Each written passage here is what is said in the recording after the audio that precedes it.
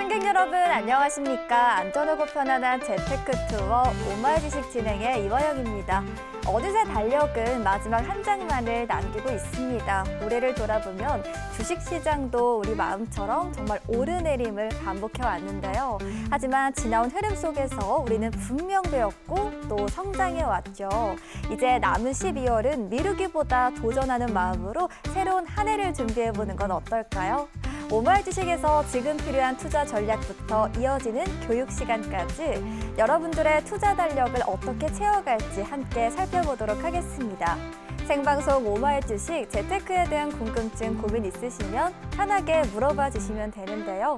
저희와 함께 하실 수 있는 창구 말씀드릴게요. 시청자님 모두 스마트폰 갖고 계시죠? 휴대전화 카메라를 켜시고 하단 자막에 보이는 QR코드 스캔만 하시면 눈여겨보면 좋을 기업과 각종 주식과 관련한 특급 자료 바로 확인하실 수 있습니다. 앞으로 성공적으로 대응하실 수 있는 다양한 자료를 저희가 알차게 준비했으니까요. 많은 참여 바랄게요. 그럼 오마이 주식 지금 바로 만나보시죠.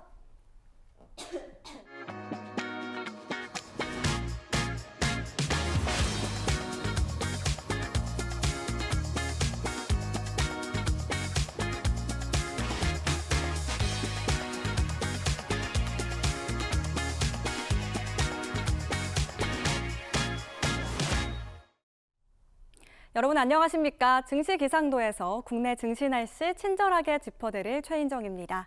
수요일 국내 증시 날씨 어땠을까요? 미국에서는 간밤에 FOMC 회의가 시작됐습니다. 여전히 금리 인하 가능성은 높은데요. 내년 금리 경로에 초점을 맞추고 경계감이 커진 상황입니다. 국내 증시도 이에 영향을 받아서 잠잠한 가운데 종목별로 움직임을 보이고 있습니다. SK 하이닉스가 강세고요. 그리고 오늘 아침 삼성 SDI가 미국 기업과 배터리 공급 계약을 맺었다는 소식이 들려오면서 2차 전지 전반에 온기가 퍼졌습니다. 오늘의 증시 키워드 만나보시죠. 코스피와 코스닥으로 꼽아봤습니다. 2026년까지 한 달도 채 남지 않았는데요. 올 연말 남아있는 모멘텀은 어떤 것들이 있을까요? 우선 코스피부터 살펴보시죠. 글로벌 투자은행 맥쿼리에서는 내년 코스피가 6천까지 간다고 전망을 하고 있습니다. 근거는 크게 두 가지입니다. 바로 실적과 정책이죠. 우선 AI 열풍으로 반도체 수요는 늘고 있는데 메모리 물량을 그만큼 빠르게 늘리기는 어렵습니다. 그러면 메모리가 귀해지고 가격도 당연히 오르겠죠. 자연스레 삼성전자와 SK 하이닉스 실적도 기대되는 상황입니다. 두 번째 동력은 정책입니다. 정부가 코스피 5천 시대를 내걸고요. 기업 운영을 더 투명하게 만들어서 주주들을 더 챙기겠다는 방향을 잡고 있습니다. 상법 개정 같은 제도 변화가 그 흐름입니다. 이어서 코스닥도 살펴보시죠. 코스닥의 목표는 1,100포인트입니다. 1,100포인트까지 핵심 엔진은요, 정부의 코스닥 활성화 정책인데요. 큰 손, 기관 투자자들을 코스닥으로 유도하려는 움직임이 엿보이고 있습니다. 반년 동안은 코스피가 강세였고 최근엔 또 코스닥이 강세인데요. 지금은 어느 쪽을 눈여겨봐야 할 타이밍일까요? 오늘 오마이 주식 서정민 캡틴과 함께 코스피와 코스닥에 대한 전반적인 투자 포인트 짚어보시죠. 이어서 오늘 장에서 눈여겨볼 섹터 꼽아서 구체적인 이슈도 짚어보겠습니다. 먼저 반도체 소부장입니다. 앞서 코스피에 대한 모멘텀을 설명할 때 살짝 짚어드렸는데요. 예를 들어서 이 펜을 원하는 곳은 10곳인데 이 펜이 딱 하나밖에 안 남은 상황이라면 어떨까요? 이 펜의 가격은 기존 가격보다 비싸질 겁니다. 지금 반도체도 마찬가지입니다. 글로벌 이슈를 중심으로 이슈 풀어보겠습니다. 우선 중국과 미국 사이에 화해 기류가 보이고 있는데요. 어제 도널드 트럼프 미국 대통령이 엔비디아의 AI 칩을 중국 수출하는 것을 허용했습니다. 다만 오늘 아침에는 중국이 다시 이를 한 번 더 검토하고 있다는 소식이 들려오면서 이 이슈는 계속해서 팔로우업이 필요할 것 같은데 또 하나의 이슈가 남아있죠. 중국과 일본 이슈입니다. 이 중국과 일본은 사이가 멀어지고 있습니다. 일본이 중국으로 수출했던 반도체 핵심 소재도 사실상 중단했다는 소식이 들려오고 있는데요. 그런데 시장에서는 이 두 경우의 수 모두 우리 전자닉스에게는 호재다 이렇게 보고 있습니다. 전자의 경우에는 중국의 수주를 기대해 볼 수 있고요. 후자의 경우에는 반사이익을 볼 수 있기 때문이죠. 경인양행 차트 가지고 왔습니다. 일본이 수출을 중단한 핵심 소재 공급망으로 가치를 재평가 받으면서 어제 52주 신고가를 갈아치웠습니다. 이어서 자동차 섹터 이슈 짚어보겠습니다. 이 대미 관세 불확실성이 줄어든 자동차 섹터 최근 강하게 주목을 받고 있죠. 이 성장 동력은 크게 두 가지인데요. 우선 자율주행 기술입니다. 미국의 테슬라에 이어서 한국의 현대차도 자율주행에 맞불을 놨습니다. 최근엔 자율주행 영상을 공개하기도 했죠. 여기에 요즘 핫한 로봇에도 발을 걸치고 있는데요. 트럼프 행정부가 내년에 로봇에 전폭적인 지지를 하겠다고 밝히면서 로봇이 시장에서 강하게 주목을 받고 있는데, 이 완성차 기업은 원래 자동차를 만들기 위해 공장 로봇을 굴리는 곳이고요. 그러다 보니까 로봇 사업에도 지속적인 투자를 하고 있었는데요. 이제는 이 로봇 산업 가치가 계속해서 부각이 되고 있는 시점입니다. 자동차 부품 기업 SL 차트입니다. 열심히 올라오고 있는데요. 어디가 고점일까요? 오늘 서성민 캡틴과 함께 수요일장도 현명하게 대응해 보시죠. 지금까지 증시 기상도 전해드렸습니다.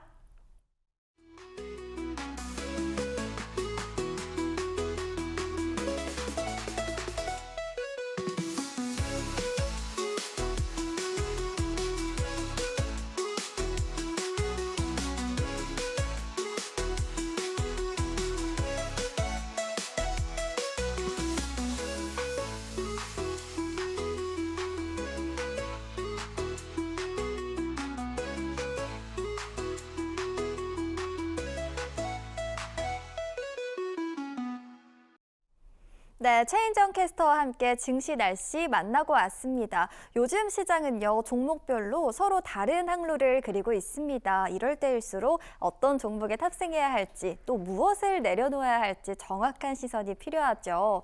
그래서 오늘 오마이 주식에서는 서성민 캡틴이 직접 시장에서 주목해야 할 기업을 선별해 왔습니다. 앞으로 투자 여정에 든든한 동반자가 되어줄 일종의 기념품 같은 종목이라고 보시면 되겠는데요. 지금 방송 보시는 분들만 가져가실 수 있고요. 이어서 자세히 설명드릴게요.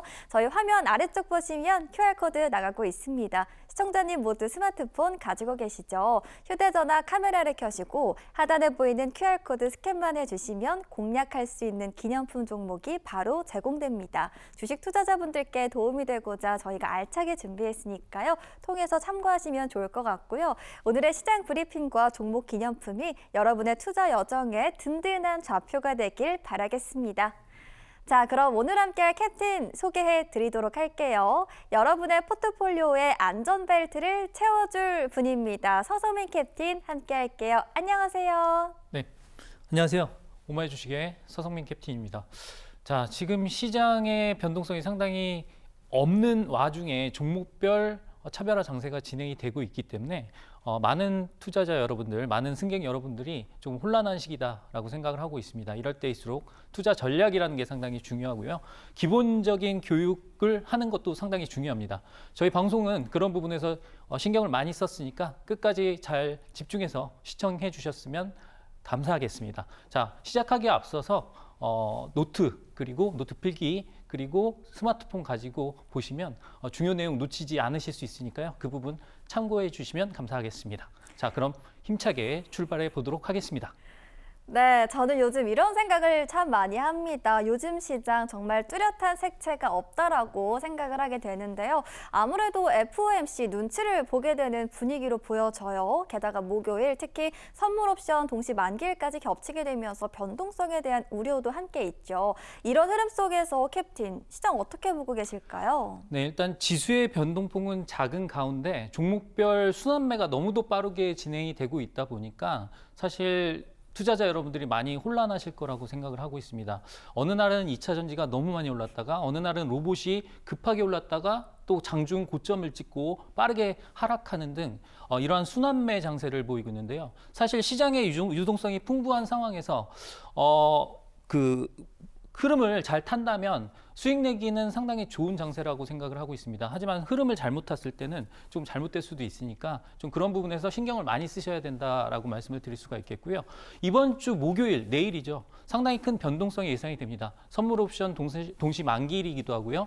12월 미국의 FOMC 결과도 나오다 보니까 향후 금리의 방향성에 대한 부분이 시장에 조금 경계하는 부분이 될 수가 있다라고 생각이 들고 있습니다. 그래서 그러한 부분들에 대한 부분들을 잘 체크하면서 보도록 할 테니까 잘 집중을 해주셨으면 좋겠습니다. 네, 그 안에서도 단단한 중심 한번 잡아보도록 하겠습니다. 저희 핵심 키워드 통해서 캡틴의 상세한 브리핑 들어볼게요. 가장 먼저 반도체 이야기로 문을 열어보도록 하겠습니다. 사실 실적과 시장 성장에 대해서는 워낙 말이 많습니다. 그런데 반도체라고 했을 때 삼성전자, SK하이닉스 말고도 정말 다양하잖아요. 소부장을 비롯해서 정말 많은 분야가 있는데요. 저희 어느 쪽에 좀 집중해보면 좋을까요? 네, 일단은 반도체의 업황을 살펴보면서 우리가 그 안에서 시야를 좁혀서 어떤 쪽으로 가는지 탑다운 방식으로 한번 살펴보도록 하겠습니다. 숲에서부터 나무를 들여다보는 식으로 할 거고요. 잘 보시면 도움이 많이 되실 거니까 집중하시길 바라겠습니다. 자, 첫 번째 그림은 지난 시간에 보여드렸던 그림과 마찬가지입니다. 지금 구글의 급부상이라고 써놨습니다. 예전에는 엔비디아의 독주 체제였죠. AI 가속칩 관련해서 GPU라는 독보적인 플랫폼을 가지고 엔비디아가 독주 체제를 구축하고 있었는데 구글 같은 경우에 제미나이를 발표를 하면서 구글의 TPU에도 지금 시장에 관심이 많이 쏠린 상황입니다. 그러면서 브로드컴과 구글 라인에 대해서 시장이 관심을 가지게 되면서 엔비디아가 잠깐 쉬어가는 모습을 보였는데요.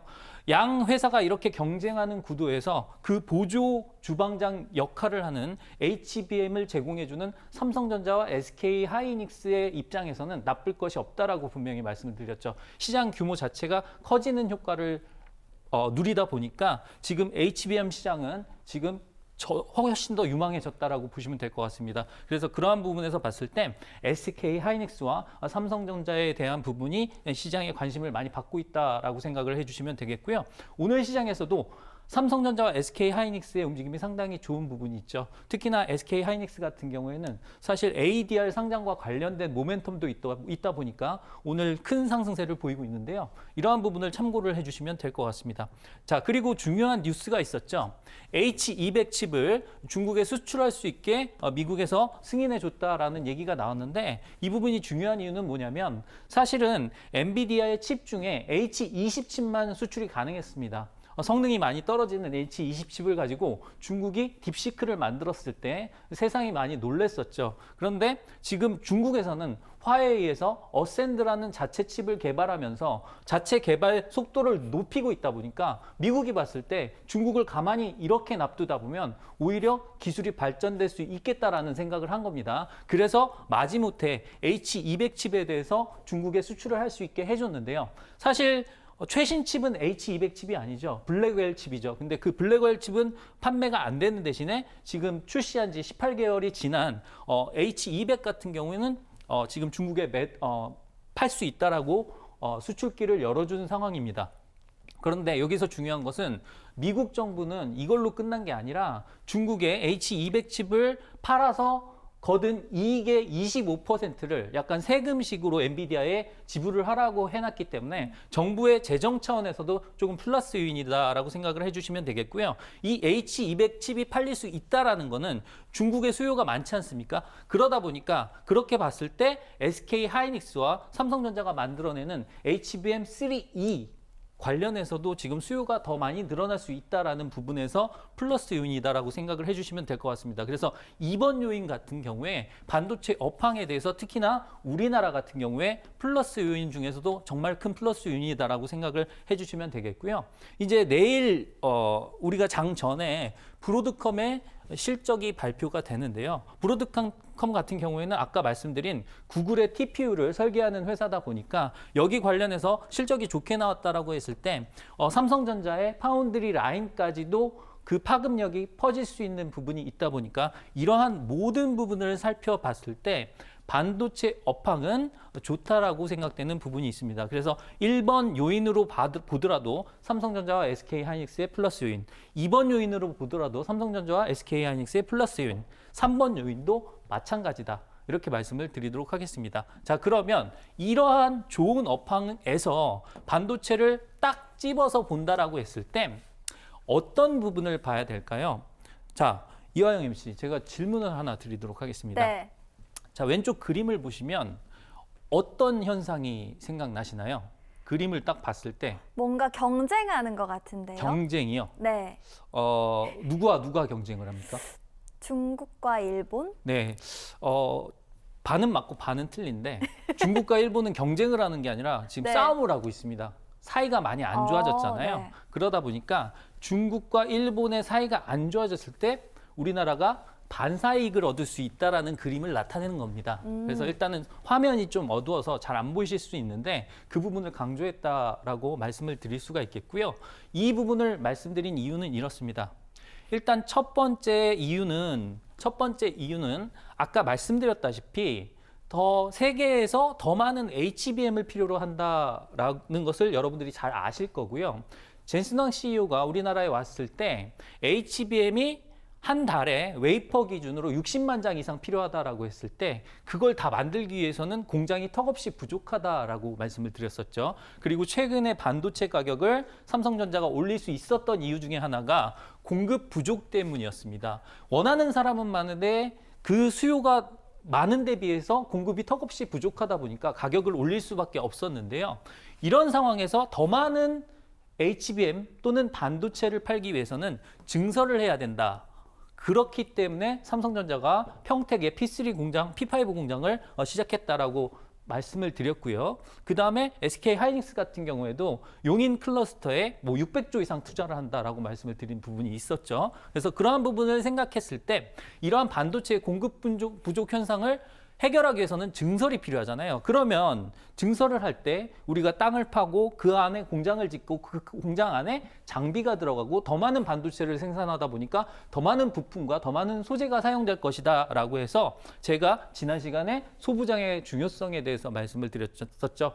근데 그 소부장 안에서도 지금 중국과 일본의 관계 때문에 수혜를 얻는 쪽이 있었습니다. 최근에 사실 일본은 반도체 소재 그리고 장비 관련해서 상당한 기술력을 가지고 있습니다. 특히나 포토레지스트라고 해서 우리가 감광액이라고 하거든요.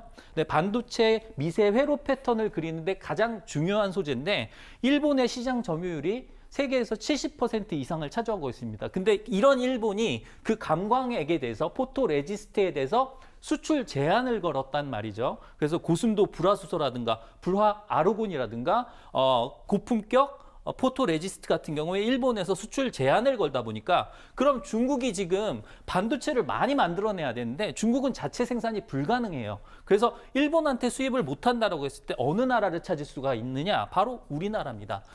동진세미캠, 솔브레인 이런 업체들을 가지고 있는 우리나라가 그러한 소재의 국산화에 이미 성공을 했기 때문에 그러한 부분에서 우리나라를 찾을 수밖에 없다라는 차원에서 2번이 상당히 중요한 부분이 되겠죠.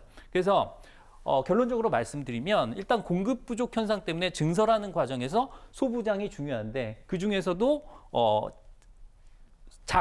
장비 말고 소부장, 소재 부품 장비 여기서 소재에 관련해서 중국과 일본의 관계 때문에 소재가 부각될 수 있다라는 거 이렇게 말씀을 드릴 수가 있겠고요. 세 번째 주제는 이제 삼성전자의 소캠 관련해서인데 이 소캠이라는 거는 차세대 저전력 AI 서버용 메모리 반도체라고 우리가 명칭을 칭할 수가 있겠는데 이걸 설계한 게 바로 엔비디아입니다. 그래서 엔비디아가 HBM의 후속타로 소캠을 개발하기 시작했는데 여기에서도 삼성전자가 이미 LPDDR이라고 해가지고 저전력 메모리 반도체를 잘 만들고 있었기 때문에 삼성전자가 물량의 50% 이상을 가져갈 거다라는 얘기가 나왔죠. 여기에 관련해서 기판 업체들이 상당히 주목을 받았는데요. 이러한 부분들을 종합해 본다라고 했을 때는 일단 부품단에는 기판 업체들 그리고 소재단에 일본의 수출 제한과 관련된 종목들을 볼 필요가 있겠다. 이렇게 설명을 드리도록 하겠습니다. 그래서 활주로 차트로 한번 봐보면요. 사실 대형주는 아닙니다만 경인양행이라는 종목이 있는데 얘가 포토레지스트 국산화에 대한 얘기가 나왔었거든요. 그래서 어제 이렇게 불기둥을 뿜었던 사례가 있었습니다. 활주로 기준선을 타고 올라올 수 있었던 이유는 연료가 가득 차 있었기 때문이고요. 그 연료라는 게 바로 재료와 거래량이었죠. 그 재료가 뭐였느냐? 바로 일본의 소재 관련해서 수출 제한이었다. 이렇게 생각을 해주시고 이러한 차원에서 봤을 때 소재 부품 장비 업종 중에 일본 관련해서 소재 업종 그 다음에 아까 말씀드렸던 기판 관련해서는 더 뚜렷한 모멘텀이 있다 보니까 이러한 부분을 집중해서 보시라라고 말씀을 드릴 수가 있겠고요. 이따가 제가 이륙 준비 종목이라든가 아니면은 기념품 종목과 같은 경우에는 이러한 이슈들을 반영한 종목이다 보니까 그러한 부분 끝까지 잘 시청을 해주셨으면 좋겠습니다.